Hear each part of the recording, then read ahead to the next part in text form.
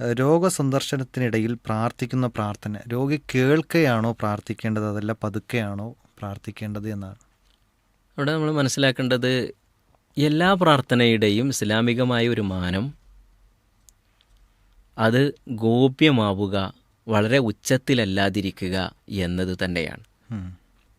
അത് അള്ളാഹുവും നമ്മളും തമ്മിലുള്ള മനസ്സിൽ നിന്ന് വരുന്ന തേട്ടമാണ്, ഒരു തേട്ടമാണ്.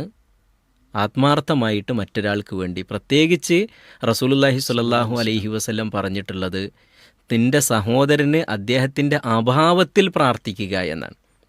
ആ അഭാവത്തിൽ പ്രാർത്ഥിക്കുന്നത് ഏതുവരെ വരും? അദ്ദേഹത്തിൻ്റെ മുന്നിൽ വെച്ചാണ് എങ്കിലും അദ്ദേഹം അറിയാതെ പ്രാർത്ഥിക്കുകയാണ്.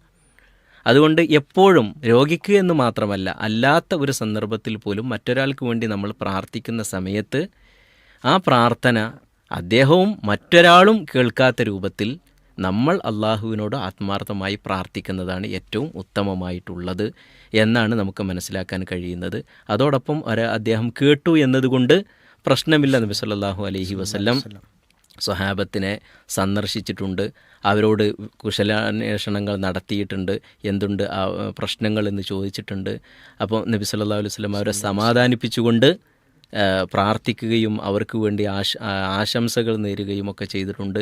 ലാ ബഅസ്, പ്രശ്നങ്ങളൊന്നുമില്ല, തഹൂർ, എല്ലാം ശരിയാകും ഇൻഷാ അള്ളാഹു ഉദ്ദേശിച്ചിട്ടുണ്ടെങ്കിൽ എല്ലാം ശരിയാവും എന്നൊക്കെ പറഞ്ഞ് അവരെ ആശ്വസിപ്പിച്ച് സമാധാനിപ്പിച്ചുകൊണ്ട് നബി സല്ലല്ലാഹു അലൈഹി വസല്ലം സംസാരിച്ചതായിട്ട് കാണാൻ കഴിയുന്നതാണ്.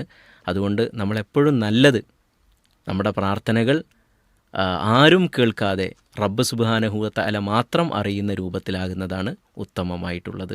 വല്ലാഹു അലം. ഇനി ആ ഒരു രോഗിയെ സംബന്ധിച്ചിടത്തോളം നമ്മൾ അദ്ദേഹത്തിൻ്റെ അടുക്കൽ നിന്ന് പ്രാർത്ഥിക്കുന്നത് അദ്ദേഹത്തിനൊരു സമാധാനം കിട്ടും എന്ന് നമുക്ക് തോന്നുകയാണെങ്കിൽ അദ്ദേഹത്തിൻ്റെ അടുക്കൽ നിന്ന് പ്രാർത്ഥിക്കുന്നതിന് വിരോധമൊന്നുമില്ല എന്നർത്ഥം. ഇൻഷാ അല്ലാഹ്.